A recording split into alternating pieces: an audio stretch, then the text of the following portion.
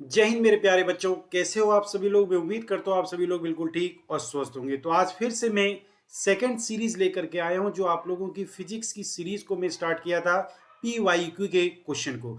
तो आज PYQ question का आज पार्ट 2 है, जिसके अंदर हम नेक्स्ट क्वेश्चन को अटेंड करने वाले हैं। और ये प्रश्न आप लोगों के एग्जाम के लिए बहुत ही ओरिएंटेड और इम्पोर्टेंट रहने वाले हैं। तो चलिए बिना समय किए, बिना देरी किए हम अपने इस क्लास को स्टार्ट कर देते हैं। बट एक मोटिवेशनल लाइन हो जाए। वतन है अगर गजल तो साज हो तुम, सरहद पर आग उगलती आवाज हो तुम। वतन है अगर गजल तो साज हो तुम, सरहद पर आग उगलती आवाज हो तुम। मुल्क के दामन पर चमकते हैं हमारे जवान, मुल्क के दामन पर चमकते हैं हमारे जवान। हिंद को खून से सींचते वाले जाबाज हो तुम। यानी एक बार यदि आप देश की सरहद की सेना पर, एक बार यदि देश की सरहद पर आप डट जाओ, भारतीय जवान यदि डट जाता है तो अपने दुश्मनों के वो छक्के छुड़ा के ही मानता है। ठीक है बच्चों, तो इसी के साथ आज की क्लास को हम स्टार्ट कर देते हैं। और मैं उम्मीद करता हूँ आप सभी बच्चों को ये क्लास बहुत ही अच्छी लगेगी। और यदि आपको क्लास अच्छी लगे तो आप अपने दोस्तों को सेशन को शेयर करो और ज़्यादा से ज़्यादा दोस्तों से सब्सक्राइब करवाओ। ठीक है बेटा, इससे हम भी मोटिवेट होते हैं जब हमारे सब्सक्राइबर बढ़ते हैं और बढ़िया व्यू आते हैं और बढ़िया कमेंट्स आते हैं। तो ठीक है, तो चले भाई हम स्टार्ट कर देते हैं। सबसे पहला प्रश्न आप लोगों के एग्जाम में बार बार एग्जाम के अंदर रिपीटेड किया जाने वाला प्रश्न बचा, why the star is twinkling, तारे क्यों टिमटिमाते हैं। तो तारों के टिमटिमाने का कारण लाइट का सन से अर्थ तक आने में अपने माध्यम से डाइवर्ट होना, जिस फिनोमिना को बोला जाता है रिफ्रैक्शन ऑफ लाइट। क्या बोलते हैं इसे?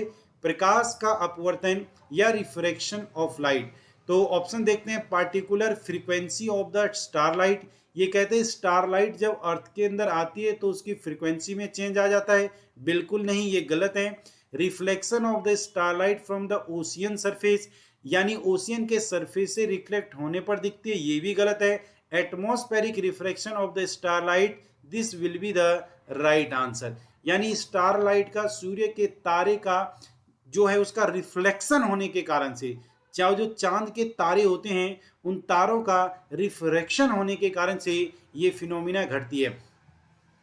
और ये हमारी आंखों का एक धोखा बेटा, ध्यान से देखना। जैसे ये लड़का देख रहा है इस तारे को, तारे की ओरिजिनल पोजीशन ये है, लेकिन जैसे इस तारे को देखेगा तो ये तारा ये कभी यहाँ आता हुआ दिखेगा और कभी यहाँ से आता हुआ दिखेगा। क्यों? क्योंकि तारों से आने वाली लाइट सीधी नहीं आती, कभी इधर जाती, कभी इधर आती, कभी इधर जाती, कभी इधर आती है, कभी इधर जाती, कभी इधर आती, कभी इधर आती है। तो तारों से आने वाली लाइट रास्ते में बार बार अपने पाथ से डाइवर्ट हो जाती है, जिसके कारण से हमें ऐसा लगता है कि तारे ही इधर उधर हिल रहे हैं, और जिसके कारण से हमें तारे टिमटिमाते हुए नजर आते हैं और हम कह देते हैं कि देरो तारे टिमटिमा रहे हैं। बट तारों का टिमटिमाना ये एक प्रकार की प्राकृतिक घटना है, और ये घटना पृथ्वी के वायुमंडल के होने के कारण से घट रही है। इसलिए पृथ्वी के वायुमंडल में रिफ्रैक्शन का केस क्रिएट होता है। तो ऑप्शन सी जो है इसका बिल्कुल उचित आंसर है। चलिए अगले क्वेश्चन की तरफ बढ़ते हैं। क्वेश्चन नंबर 17, निम्न में से कौन सा ध्वनि तरंग की आवृत्ति की इकाई नहीं हो सकती। अब आपको पता है ये जो हमारी आवृत्ति होती है, इस आवृत्ति का फार्मूला होता है 1/में टाइम पीरियड। 1/में टाइम पीरियड। तो इसकी एक ऐसा यूनिट होती है जो आप सभी बच्चों ने सुना है, हर्ट्ज। क्या होती है? हर्ट्ज। और दूसरी इसकी ऐसा यूनिट टाइम के रिस्पेक्ट में होती है, तो दूसरी इसकी यूनिट होती है पर सेकेंड, या उसकी कोई भी यूनिट हो सकती है टाइम से रिलेटेड। तो देखो सबसे पहला है डीबी, डीबी फॉर डेसिबल। तो डेसिबल जो है ये लाउडनेस को मापने की इकाई है। ये किसको? ये लाउडनेस को मापने की इकाई है। पर सेकेंड ये फ्रीक्वेंसी को मापने की इकाई है। हर्ट्ज ये फ्रीक्वेंसी को मापने की इकाई है। और पर मिनट से भी हम फ्रीक्वेंसी को माप सकते हैं। तो इनमें से कौन सी, याद रखना, फ्रीक्वेंसी को मापने की इकाई नहीं हो सकती? Option A. तो इसका option A will be the right answer, dB, decibel. Next question देखो यहां पर, बीट्स। बीट्स का मतलब क्या होता है? Beats is a phenomena that occurs when the frequency of two harmonic waves are. ये कहता है यदि दो हार्मोनिक वेव्स एक दूसरे के साथ किस तरह से मिले कि वो बीट्स तैयार करती है। तो याद रखना, जब दो दो तरंगे, एक तरंगे कुछ इस तरीके से चल रही है और दूसरी तरंगे कुछ इस तरीके से चल रही है, यदि इन दोनों तरंगों के अंदर इनकी फ्रीक्वेंसी कुछ मैच कर जाए, लगभग इनकी फ्रीक्वेंसी बराबर हो, ठीक है, लगभग इनकी फ्रीक्वेंसी, लगभग इनकी आवृत्ति यदि बराबर हो जाए, लगभग यदि इनकी आवृत्ति बराबर हो जाए, क्या हो जाए, आवृत्ति बराबर हो जाए, तो ये एक प्रकार के इंटरफेरेंस क्रिएट करेगी जो दो प्रकार के होते हैं, कंस्ट्रक्टिव और दूसरा डिस्ट्रक्टिव। और इसी कंस्ट्रक्टिव और डिस्ट्रक्टिव के कारण से इनके बीच में एक बीट्स तैयार होती है। क्या तैयार होती है, बीट्स। तो ऐसा तब होगा जब इन तरंगों की फ्रीक्वेंसी लगभग बराबर हो, बिल्कुल बराबर ना हो, लगभग बराबर हो। तो ये तो नहीं होगा, ये भी नहीं होगा, ये भी नहीं होगा, ये सही होगा नियरली सेम, लगभग एक समान, लगभग बराबर। अगला क्वेश्चन, हुक्स लॉ। हुक्स का नियम हमें क्या बताता है? तो आप लोगों ने पढ़ा, हुक्स लॉ का कहता है कि the stress of a system is directly proportional to the strain. यानी किसी भी बॉडी के अंदर यदि आप प्रतिबल लगाओगे, क्या लगाओगे, उस पर प्रतिबल लगाओगे, तो इतना उसके अंदर विकृति होती जाएगी। जितना प्रतिबल लगाओगे विकृति उतनी ही ज्यादा होगी। लेकिन एक बात आप लोग याद लगा लेना, तो इससे हमें रिप्रेजेंट क्या होता है? तो कहता है स्ट्रेस को रिप्रेजेंट करता है हुक्स लॉ, स्ट्रेन को रिप्रेजेंट करता है, यील्डिंग पॉइंट्स को रिप्रेजेंट करता है, या इलास्टिक लिमिट को रिप्रेजेंट करता है। तो सही बात में यदि हम बोलें तो ये इलास्टिक लिमिट के बारे में हमें रिप्रेजेंट करता है कि इलास्टिक लिमिट होती क्या है। जैसे मैं यहां समझाता हूं कि मान लो कॉपर की तार है, उसको आप खींचे जा रहे हो, खींचे जा रहे हो, खींचे जा रहे हो, खींचे जा रहे हो।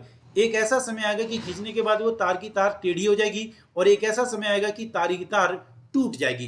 तो याद रखना, जहां से तार के अंदर फ्लक्चुएशन चालू हो जाता है, उस पॉइंट को बोला जाता है यील्डिंग पॉइंट। उसको बोलते हैं यील्डिंग पॉइंट, जहां से वो टेढ़ी मेढ़ी होनी चालू हो जाती है। और यहां से याद रखना, इसको बोलते हैं टूटने की कगार। अब वो टूटने की कगार पर पहुंच चुका है, यदि और आप उसको खींचोगे तो वो टूट जाएगा। तो इसी को रिप्रेजेंट करता है हुक्स लॉ। हुक्स लॉ इसी चीज को रिप्रेजेंट करता है, stress is directly proportional to strain. और यदि ये प्रोपोर्शनल है तो इसको हटाने के लिए हमें क्या करना पड़ेगा, कांस्टेंट की आवश्यकता होती है, और इसको बोलते हैं कांस्टेंट ऑफ इलास्टिसिटी। इसको इलास्टिसिटी ऑफ कांस्टेंट या मॉडुलस ऑफ इलास्टिसिटी के नाम से भी इसे जाना जाता है। हालांकि इलास्टिसिटी सॉलिड, लिक्विड, गैस तीनों में अलग अलग प्रकार की होगी। एक मॉडुलस इलास्टिसिटी होगी, एक रिजिडिटी ऑफ इलास्टिसिटी होगी, एक वॉल्यूमेट्रिक इलास्टिसिटी होगी। ये तीनों प्रकार की इलास्टिसिटी होती है। तो ये इलास्टिक लिमिट को रिप्रेजेंट करता है। किसको बेटा? कभी भी यदि आपसे पूछा जाए हुक्स लॉ किस चीज को डिफाइन करता है, तो ये किसी भी एलिमेंट की इलास्टिसिटी को डिफाइन करता है, जिसे हम इलास्टिक लिमिट के अंतर्गत पढ़ेंगे।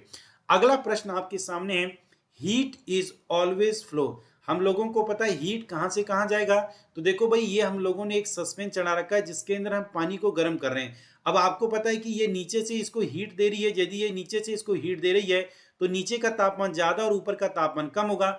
लेकिन जैसे ये पानी गर्म होता है, जैसे ये पानी क्या होता है बेटा, गर्म होता है, या यदि मैं बोलूं कि नीचे का तापमान है, तो धीरे धीरे तापमान इस तरफ उठ रहा है, धीरे धीरे तापमान बाहर की तरफ हो रहा है। अब आपको पता है जहां हीट है वहां पर टेम्परेचर क्या होगा बेटा, ज्यादा होगा। और हम उससे थोड़ी दूर की बात करें तो वहां पर टेम्परेचर कम होगा, जिसके कारण ये ज्यादा तापमान वाली एनर्जी कम तापमान की तरफ मूव करेगी। तो क्वेश्चन है हीट कहां फ्लो होता है? तो heat is always flow from high temperature to low temperature. Heat जो है वो उच्च तापमान से निम्न तापमान की ओर बहती है।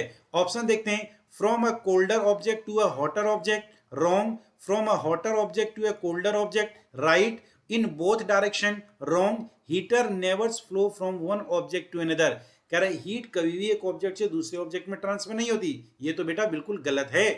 आपने देखा होगा कि सर्दियों के दिनों में क्या करते हो, आप अपने हाथों को जलाते हो और हाथ जब गर्म हो जाता है तो उसको गाल पर लगा लेते हो। तो ये हीट ट्रांसफर हो रही है ना गाल पर।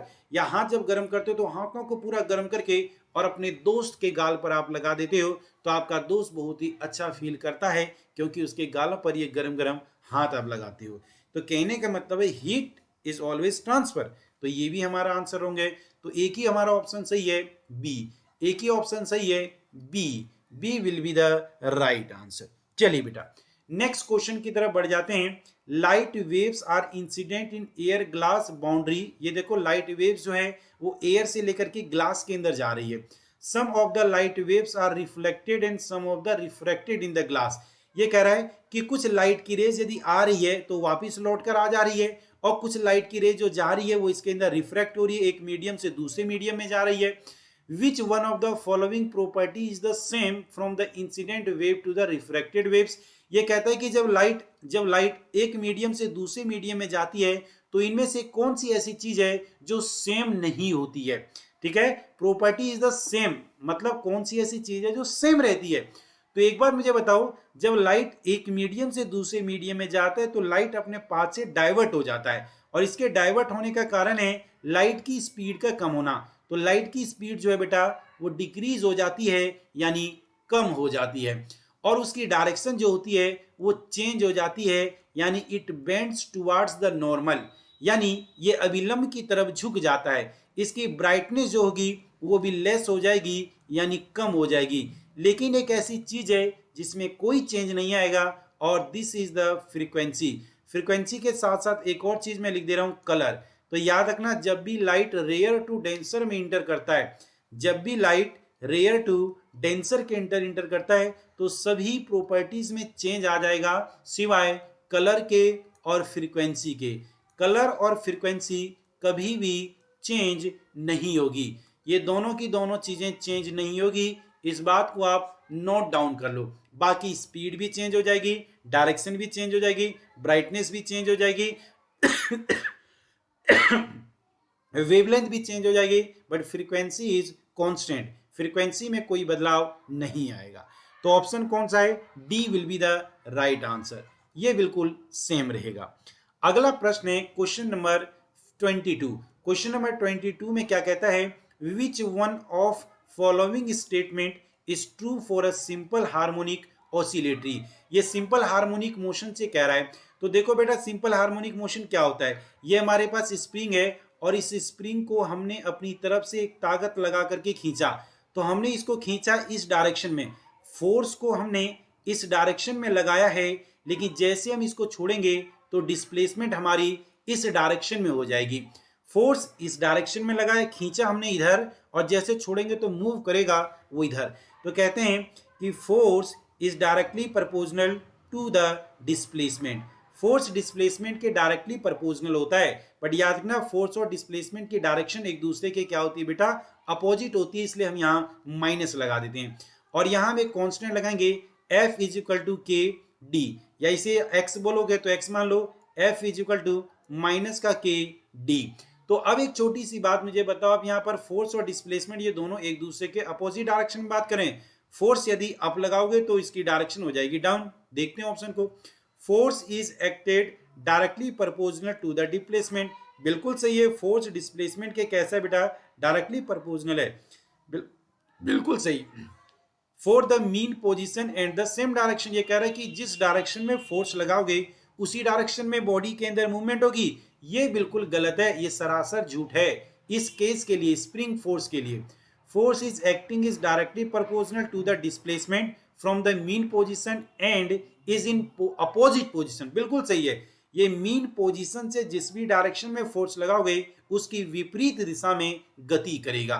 तो इसका ऑप्शन बी जो है बेटा वो बिल्कुल राइट आंसर है। Option B will be the right answer. Option B जो है इसका वो बिल्कुल सही जवाब है। नेक्स्ट क्वेश्चन की तरफ बढ़ते हैं। अगला क्वेश्चन आने से पहले फिर एक छोटी सी मोटिवेशनल लाइन हो जाए बेटा, संघर्ष करते हुए मत घबराना मेरे दोस्त, क्योंकि संघर्ष के दौरान ही इंसान अकेला होता है, सफलता के बाद तो दुनिया साथ देती है। तो याद रखना, जब तक आप संघर्ष करोगे तब तक आप अकेले रहोगे, कोई आपका साथ नहीं देगा, लेकिन जब संघर्ष करके आप कामयाब हो जाओगे तो दुनिया आपके पीछे लाएगी, दुनिया आपके पीछे पड़ेगी, हर कोई कहेगा कि ये मेरा दोस्त है, इसके साथ में पढ़ता था, इसके साथ में खेलता था। लेकिन ऐसा तभी बोलेंगे जब आप सफल होगे। तो आप अपने आप को सफल करने के लिए कड़ी मेहनत करो, संघर्ष करो, और हम सभी लोगों का आशीर्वाद आप सभी बच्चों के साथ है। ठीक है बेटा, चलिए तो आगे बढ़ते हैं। नेक्स्ट क्वेश्चन नंबर आपको दिखाई दे रहा है क्वेश्चन नंबर 23, और ये क्वेश्चन नंबर 23 क्या कहता है बेटा हम लोगों से, if a ray of light enters from rare medium to denser medium at 0 degree angle incident it would be. ये देखो, ये हमारे पास क्या है बेटा, ये हमारे ऊपर है हमारे पास एयर, और नीचे है हमारे पास वाटर, यानी इसको हम बोलेंगे रेयर और इसको हम बोलेंगे डेंसर। एयर है तो रेयर है, वाटर है तो डेंसर है। अब कहता है कि लाइट को यदि 0 डिग्री के एंगल से इंटर करा दिया जाए।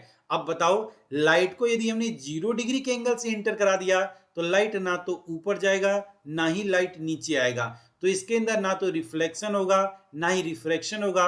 ये कैसा चले जाएगा? It's go straight on their path, ये अपने पाथ में ही सीधा चलता रहेगा, बिल्कुल स्ट्रेट रहेगा।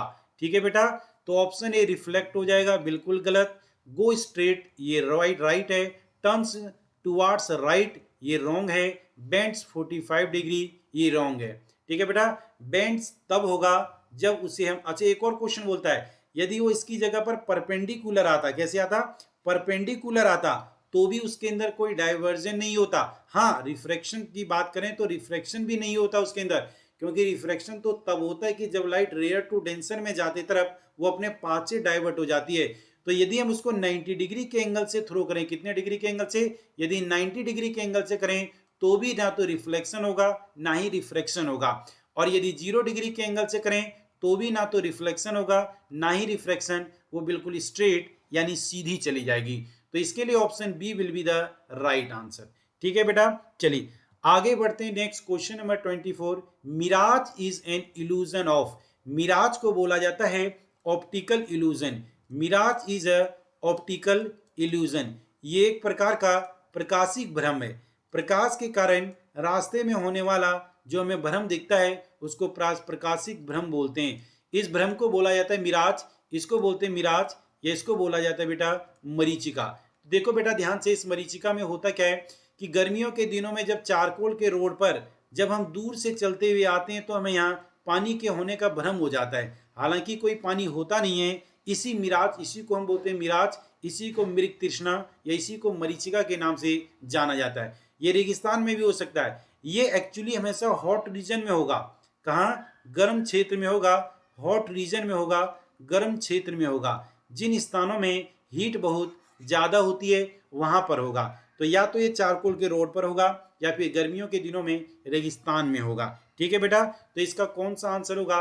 TIR। किस कारण से घटना है ये TIR के कारण से घटना घटती है। तो ओनली डिस्पर्सन, ओनली रिफ्रैक्शन, ये कहता है only scattering of light, the refraction and total internal reflection both will be the occur. इसके अंदर रिफ्रैक्शन भी होता है और इसके अंदर TIR भी होता है, तो इसलिए इसके अंदर दोनों घटना घटने के कारण से ये इफेक्ट हमें दिखाई देता है। अगला एक छोटा सा न्यूमेरिकल है बेटा, इस न्यूमेरिकल को करने का प्रयास करेंगे सही बच्चे। कहता है mass m is dragged by the pulley on a horizontally plane. ये देखो बेटा, ये एक प्लेन है, इस प्लेन के पर हमने एक मास लगा दिया है और इसका मास कितना है बेटा? m इसका मास है, m इसका मास है, जिसको हम इस डायरेक्शन में इसको क्या करें बेटे? खींच रहे हैं। और इसके ऊपर हमने क्या लगा दिया है? एक यहाँ पर ये हमने लगा दिया है पुली, और पुली पर एक रस्सी बांध दिया है। कह रहा है mass m is dragged by a pulley on a horizontally plane by a force anti parallel to its displacement. ये कह रहा है इसके डिस्प्लेसमेंट के एंटी पैरेलल हम लगा रहे हैं। कैसे लगा रहे हैं? एंटी पैरेलल लगा रहे हैं। अब एक बात बताओ कि यदि ये ऊपर जा रहा है और ये नीचे आ रहा है तो ये दोनों एक दूसरे के साथ कितने डिग्री के एंगल से मूव कर रहे हैं बेटा? ये 180 डिग्री के एंगल से मूव कर रहे हैं। कौन से डिग्री से? 180 डिग्री के एंगल से ये मूव कर रहे हैं। कितने डिग्री के? 180। अब याद रखो, यदि थीटा इन दोनों के बीच का 180 डिग्री है और यदि हमसे पूछा है क्या वर्क डन निकालने के लिए, तो हमें पता है W is equal to F S cos theta. अब याद रखना, यदि मैं यहाँ पर एफ एस और कॉस थीटा का मान 180 रखूं तो कॉस 180 की वैल्यू कितनी होती है? माइनस का 1, तो ये हो जाएगा minus n minus F S, मतलब theta will be the negative. तो यहाँ पर वर्क डन कैसा होगा बेटा? नेगेटिव वर्क डन होगा, ये याद रखना। Option D will be the right answer. अगला भी एक छोटा सा न्यूमेरिकल है। अ 5 Newton force is defined when a mass of the 10 kg is accelerated with.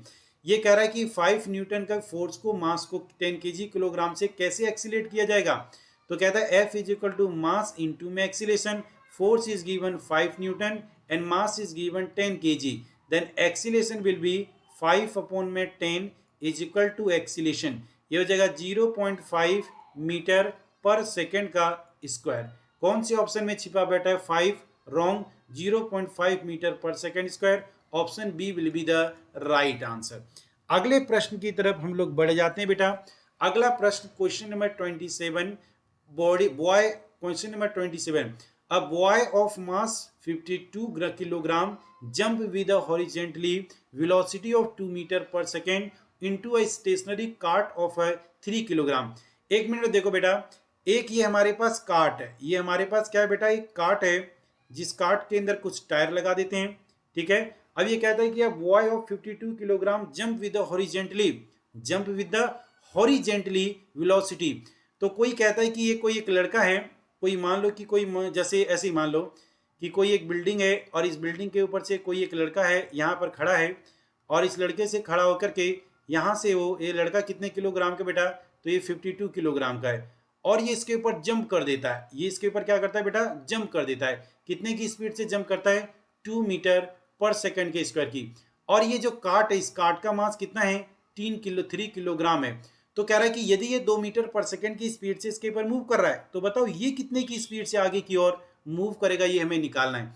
तो this is the conservation of momentum, यहाँ कंजर्वेशन ऑफ मोमेंटम होगा। देखो लड़के का मास 52, लड़के की वेलोसिटी 2, ये बराबर जो होगी वो कार्ट का कुल मास, तो कार्ट का जो कुल मास कितना हो जाएगा, अब 52 का लड़का है और 3 इसका मास खुद का है, इंटू में वेलोसिटी कितनी होगी ये हमें नहीं पता। तो 52 इंटू में 2 और 52 प्लस में 3, ये कितना हो जाएगा, 55। अब ये हमारे पास आंसर आ गया। 52 को 1 से मल्टीप्लाई करोगे, 2 2 जा 4 और 5 2 जा 10, तो ये कितना हो गया, 2 2 जा 4, 5 2 जा 10। अब इसको जब हम डिवाइड करेंगे किससे, 55 से, तो 55 दूनी तो जाएगा नहीं, तो 55 1 जा होगा और 1.89 समथिंग कुछ इसका आएगा। तो कौन सा है, option B will be the right answer. अगले प्रश्न की तरफ बढ़ जाते हैं। नेक्स्ट क्वेश्चन नंबर 28, प्रश्न संख्या 28, ये भी एक जबरदस्त प्रश्न है। The energy possessed by a body due to its change in position और शेप इज कॉल्ड। ये कह रहा है किसी भी बॉडी के अंदर यदि एनर्जी पोसेस्ड होती है और वो एनर्जी पोसेस्ड हो रही है चेंज इन पोजीशन और शेप इज कॉल्ड, यानी पोजीशन के चेंज होने के कारण, उसके आकार के चेंज होने के कारण से यदि उसके अंदर एनर्जी पोसेस्ड हो रही है, तो वो किस कारण से, ये पोटेंशियल एनर्जी के कारण से। किसके कारण से बेटा, पोटेंशियल एनर्जी। एक बात याद रखना, देखो बेटा thermal energy is the heat energy, और हीट एनर्जी तब उसके अंदर पोसेस होती है जब किसी भी सिस्टम के अंदर हीट दी जाती है या वो मोशन करता है। क्या करता है, मोशन करता है, तो kinetic energy is converted into heat energy. Electrical energy तो इलेक्ट्रॉन के फ्लो को कहते हैं, तो ये भी रॉन्ग है, ये भी रॉन्ग है। अब काइनेटिक एनर्जी तब होता है जब बॉडी के अंदर क्या होता है बेटा, मोशन होता है। लेकिन कह रहा है कि शेप इज कॉल्ड, उसकी पोजीशन और शेप के कारण से। तो याद रखना, पोजीशन और शेप के कारण से जो होगा वो केवल और केवल उसकी क्या हो जाएगी, पोटेंशियल एनर्जी, स्थितिज ऊर्जा। तो ऑप्शन जो है इसका कौन सा बेटा, option B will be the right answer. Next question है 29। इस 29 क्वेश्चन को देखो, a sound wave has a frequency of 1 kilo hertz, यानी इसकी फ्रीक्वेंसी दी गई है कितनी है, 1 किलो हर्ट्ज। इसको हर्ट्ज में हम कन्वर्ट करेंगे तो कितना हो जाएगा, 10⁻³ हर्ट्ज, क्योंकि 1 किलो हर्ट्ज में 1000 हर्ट्ज होते हैं बेटा। अब यदि मैं इसकी वेवलेंथ की बात करूं तो इसकी वेवलेंथ दी गई है 50 centimetre, but we know the wavelength of is a meter. The wavelength of a wave is also taken in meter because the SI unit of the wavelength is meter not centimeter. तो 50 इसको metre में convert करने के लिए 10⁻⁻² से multiply करना पड़ेगा। अब हमें इसकी वेलोसिटी कैलकुलेट करनी है वेव की, तो हो जाएगा लेमडा इंटू में न्यू। इट मीन्स 10⁻³ इंटू में 550 इंटू में 10⁻⁻²। -2 से क्या हो जाएगा बेटा, ये -2 कैंसिल हो जाएगा, बचेगा कितना, 1। तो 10⁻1 इंटू में 50, ये हो जाएगा 500 metre per second. 500 metre per second, ये उस साउंड की स्पीड आ चुकी है, उसकी वेलोसिटी आ चुकी है। और हमें कैलकुलेट करना है टाइम, तो time is equal to distance upon में स्पीड। डिस्टेंस कितना है बेटा, 1 किलोमीटर बोले तो 1000 मीटर, और उसकी वेलोसिटी कितनी है, 500। तो 500 टू जा 2 सेकेंड, इसका टाइम कैलकुलेट करना है, तो आंसर आ गया बेटा 2 second. Option D will be the right answer. जो इसका डी है वो बिल्कुल उचित आंसर। नेक्स्ट क्वेश्चन, और ये आज का बेटा हमारा अंतिम प्रश्न है। What is the mass of a material whose specific heat capacity is 400 joule. जो इसकी स्पेसिफिक हीट कैपेसिटी है बेटा, स्पेसिफिक हीट कैपेसिटी को हम C से रिप्रेजेंट करेंगे, ये 400 जूल पर किलोग्राम पर डिग्री सेल्सियस, पर डिग्री सेल्सियस। ठीक है बेटा। अब इसके बाद हमारे पास और दिया गया, यदि मैं डेल्टा टी निकालूंगा तो डेल्टा टी हो जाएगा 25 माइनस का 15, कितना हो जाएगा बेटा 10 डिग्री सेल्सियस। और इसकी जो हीट दी गई है वो हीट दी गई है 20 किलो जूल। अब 1 किलो जूल में 1000 होते हैं, तो 20 किलो जूल में 20,000 जूल हो जाएंगे। अब यहाँ से फार्मूला लगाएंगे Q is equal to M C delta T. Now we calculate only m is equal to Q upon में C डेल्टा टी। Q की वैल्यू है 20,000 जूल और नीचे C की वैल्यू हमने कैलकुलेट कर रखी है कितनी 400 जूल पर किलोग्राम पर degree Celsius and the temperature change is 10 degree Celsius. 1 2 3 1 2 3 cancel, 4 से कैंसिल करेंगे तो 4 5 जा 20, तो the mass is 5 kilogram. The correct answer will be option D. तो ऑप्शन डी जो है बेटा वो इसका बिल्कुल सही और बिल्कुल उचित आंसर है। तो मैं उम्मीद करता हूं कि आप सभी बच्चों को ये सेशन बहुत ही अच्छा लगा होगा। ठीक है, बहुत ही अच्छे और मजे तरीके से आपने इस प्रश्न को हल किया होगा। चलिए कुछ प्रश्न और देख लेते हैं, क्योंकि अभी समय हमारे पास बचा हुआ है और समय हमारे पास बहुत ही महत्वपूर्ण है, समय को छोड़ना नहीं चाहिए। ठीक है, समय हमारे पास कुछ बचा हुआ है तो कुछ और प्रश्नों को अब हम लगा लेते हैं। ठीक है बेटा, तो चलिए अगला प्रश्न हम लगाते हैं, बट अगले प्रश्न को लगाने से पहले एक मोटिवेशनल लाइन भी हो जाए कि कटेंगे पर मेरे सिर भी मेरी परवाज बोलेगी। कटेंगे पर मेरे फिर भी मेरी परवाज बोलेगी। कटेंगे पर मेरे फिर भी मेरी परवाज बोलेगी। मेरी खामोशियां मेरी आवाज बोलेगी। मेरी खामोशियों में मेरी आवाज बोलेगी। कहां तक तुम मिटाओगे मेरी हस्ती मेरा जज्बा। कहां तक तुम मिटाओगे मेरी हस्ती मेरा जज्बा। ये मिट्टी जर्रे जर्रे से मुझे जाबाज बोलेगी। तो याद रखना, हर एक सैनिक, हर एक भारतीय सैनिक एक जाबाज सैनिक होता है। और कहते हैं ना दोस्तों कि एक जवान, एक सैनिक, एक ऐसा सैनिक है जो चाहे कितना भी समय क्यों ना बीत जाए वो हमेशा जवान ही रहता है। एक जवान को कोई भी व्यक्ति जवान ही कहता है, चाहे वो बूढ़ा ही क्यों ना हो जाए। तो यदि आप किसी भी डिफेंस के एग्जाम में चले जाओ, देश की सेवा करने के लिए तत्पर हो, तो याद रखना आप कभी बूढ़े नहीं होंगे, क्योंकि कोई गया हुआ जवान कभी बूढ़ा नहीं होता। देश का सैनिक कभी बूढ़ा नहीं होता, ये बात याद रख लेना आप सभी लोग। चलिए पहला क्वेश्चन है, देखेंगे the specific and latent heat of a vaporisation substance is the quantity heat needed to the change is unit mass. अब सबसे पहले हमें पता है, यहां पर मैं बता देता हूं आप लोगों को कि जो लेटेंट हीट होती है, क्या होती है बेटा लेटेंट हीट। लेटेंट हीट का मतलब होता है the amount of heat to required the change the state of matter without any change in temperature. तो यहां पर याद रखना, स्टेट तो चेंज होता है, स्टेट जो होता है वो चेंज होता है, state will be change. But याद रख लेना बेटा, यदि हम बात करेंगे यहां पर टेम्परेचर की, तो temperature is not change. Temperature is not change, temperature में कोई बदलाव नहीं आता। तो याद रख लेना कि state will be change but temperature is not change. This is called the latent heat. But this latent heat is divided into two parts. First is the latent heat of fusion and second is the latent heat of, पहला latent heat जो है उसे बोलते हैं latent heat of fusion। latent heat of fusion वो है जिसमें liquid जो है वो सॉलिड में बदलता है, जिसमें लिक्विड जो है वो सॉलिड में या सॉलिड जो है वो लिक्विड में बदलेगा। बट latent heat of एक होता है vaporisation, latent heat of vaporisation. Latent heat of fusion वो होता है जिसमें सॉलिड जो है वो किस में कन्वर्ट होगा बेटा लिक्विड में कन्वर्ट होगा। सॉलिड किस में कन्वर्ट होगा लिक्विड में। और लेटेंट हीट ऑफ जो वेपोराइजेशन है उसमें जो लिक्विड होगा वो कन्वर्ट होगा वेपर में। तो अब क्वेश्चन यहाँ पर क्या कर रहा है, the latent heat of vaporisation, the latent heat of vaporisation is the amount of heat required to change the amount of heat required to change the liquid into vapour without any change in temperature. यानी वह तापमान जिस तापमान पर कोई भी द्रव से गैसीय अवस्था में बदल जाए लेकिन कोई तापमान में परिवर्तन ना हो। तो चले देखते हैं, liquid to vapour with a change in temperature. यदि टेम्परेचर के चेंज होने की बात कह रहा है तो वो याद रखना लेटेंट हीट नहीं है। Liquid to change in vapour, right, but without change in temperature, this will be the right. Vapour to liquid with a change in temperature, this will be the wrong, and none of the above, this is also wrong. The option B will be the right answer. अब देखो यहाँ पर एक diagram से समझाने का प्रयास किया मैंने कि ये टेम्परेचर और हीट सप्लाइड का मैंने एक ग्राफ बनाया है कि जैसे जैसे तापमान में दे रहा हूँ, हीट सप्लाई कर रहा हूँ, तो वैसे धीरे धीरे मान लो कि ये सॉलिड है।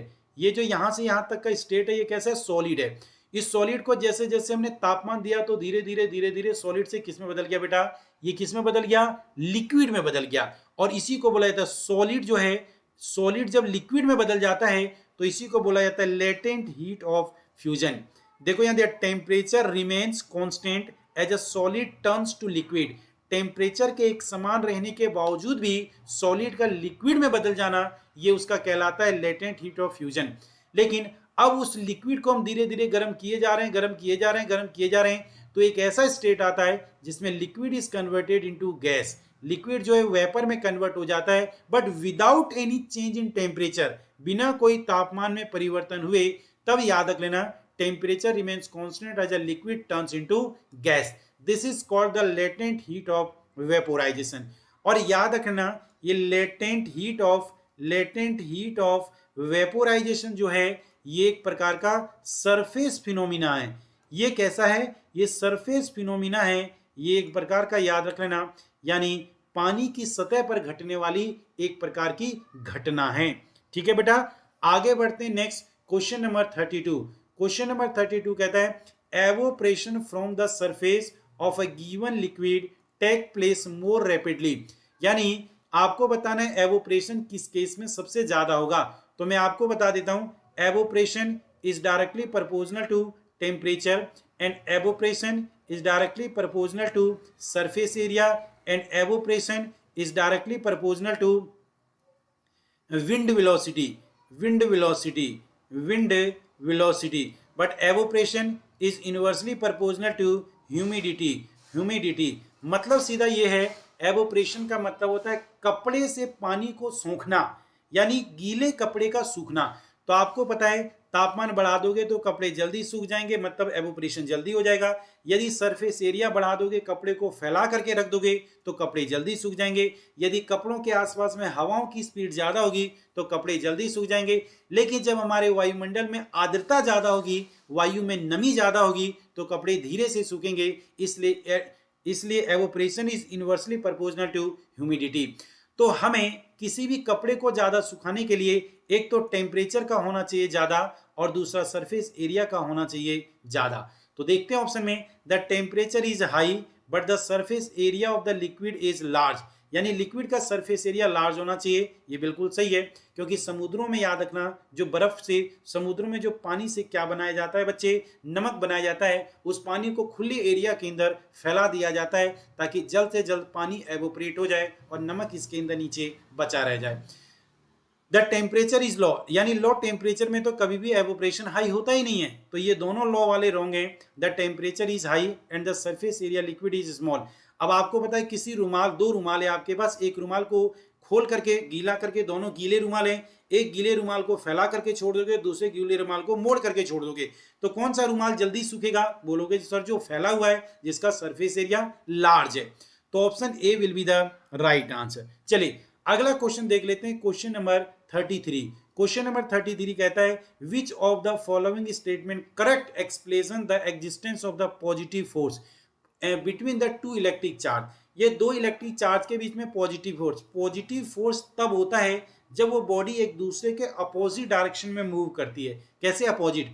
जैसे यदि हमारे पास एक प्लस चार्ज है और यदि हमारे पास एक और दूसरा प्लस चार्ज है, तो ये दोनों के दोनों एक दूसरे से विपरीत भागेंगे, यानी ये दोनों एक दूसरे से दूर भागेंगे।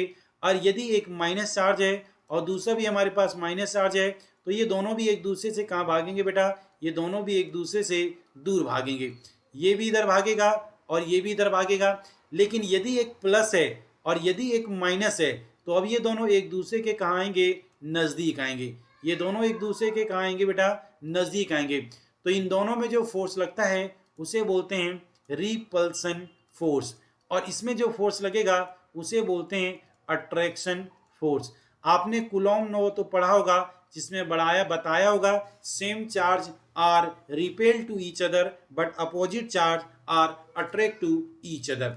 तो याद रखना, ऐसे चार्ज जिनके ऊपर सेम हो तो वो एक दूसरे से दूर भागेंगे, और इसी को बोला जाता है पॉजिटिव फोर्स। इसी को बोलते हैं पॉजिटिव फोर्स। तो पॉजिटिव फोर्स दो सेम चार्ज के बीच में लगेगा। Both the charge is positive and both the charge is negative. This will be the wrong. 1 and 2 किसके अंदर बेटा, option C will be the right answer. 1 और 2 ये हमारा बिल्कुल सही जवाब होगा। अगला क्वेश्चन नंबर 34, और ये हमारा एक प्रकार का न्यूमेरिकल है, इसे देखेंगे हम सभी बच्चे। An electric wire resistance 50 ohm is cut into 5 equal part. These wires are connected to parallel. What is the equivalent resistance?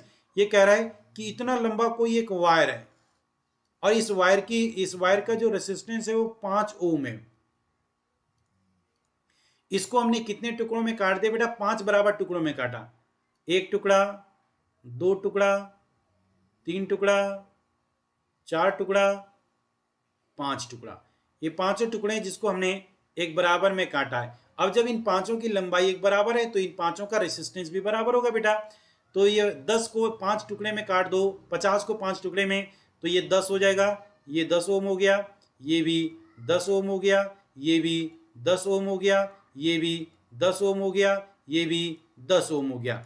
और इन सभी का जब आप टोटल निकालेंगे, इन सभी का रेसिस्टेंस का जब टोटल निकालेंगे RT, तो कितना हो जाएगा, 1/10 प्लस 1/10 प्लस 1/10 प्लस 1/10 प्लस 1/10। तो सबका एलसीएम लोगे तो कितना आएगा बेटा, 10 आएगा। ऊपर 1 प्लस 1 प्लस 1 प्लस 1 प्लस 1, तो टोटल हो गया 5 डिवाइड बाई 10। इसको करोगे तो 1/2, 1 अपॉन में RT, but the total resistance in a circuit will be the 2 ओम। पूरे सर्किट के अंदर अब जो टोटल रेसिस्टेंस होगा एक तार के अंदर, वो याद रख लेना बेटा 2 ओम का होगा। कितना होगा, 2 ओम, 2 ओम। ये नेक्स्ट क्वेश्चन देखते हैं बेटा। The electric field lines from the isolated positive charge conducting spheres are. अब एक बात पता है कि आप सभी लोगों ने गॉसेस लॉ, गॉसेस थ्योरम तो पढ़ा होगा। इस गॉसेस थ्योरम में बताया गया कि यदि कोई स्फेरिकल सरफेस है तो इसके सरफेस के ऊपर पॉजिटिव चार्ज पार्टिकल होते हैं। इसके अंदर जो होता है ये पॉजिटिव चार्ज जो होता है, the phi will be the 0 at inside the sphere. किसी भी स्फीयर के पॉजिटिव चार्ज के इनसाइड में जो मैग्नेटिक फ्लक्स या electric flux will be the 0। लेकिन अब याद रखना, यदि ये पॉजिटिव, तो पॉजिटिव जो होता है वो सेंटर से कहाँ भागेगा, दूर भागेगा। तो देखते हैं, tangentially to the conducting surface, wrong. A right angle to the conducting surface and towards the center of the sphere, this will be the wrong। Centre की तरफ तो ये जा ही नहीं सकता, it's away from the center, ये भी हमारा wrong हो जाएगा। At right angle its conducting surface and outwards from the center of the sphere, यानी स्फीयर से, सेंटर से बाहर की तरफ भागता है। तो option D will be the right answer. तो बेटा मैं उम्मीद करता हूं कि आप सभी बच्चों को ये सेशन बड़ा जबरदस्त और बहुत ही अच्छा लगा होगा, और आप सभी बच्चे ज़्यादा से ज़्यादा कमेंट करेंगे और ज़्यादा से ज़्यादा सेशन को शेयर करेंगे ताकि मेरा हौसला बना रहे। तो सभी बच्चों को जय हिंद, बाय बाय, टेक केयर। आज रात को ये क्लास आप लोगों को मिलेगी।